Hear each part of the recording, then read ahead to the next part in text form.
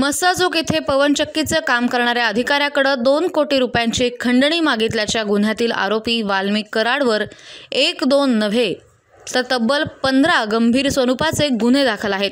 असं असतानाही त्याच्याकडे शस्त्र परवाना होता।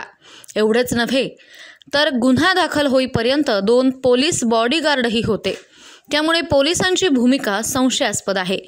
तर दुसऱ्या बाजूला पोलिसांनी यादी पत्र दिल्यानंतरही जिल्हाधिकाऱ्यांनी त्यावर कारवाई केली नाहीये। केज तालुक्यातील मस्साजोगचे सरपंच संतोष देशमुख हत्या प्रकरण राज्यभर गाजलंय।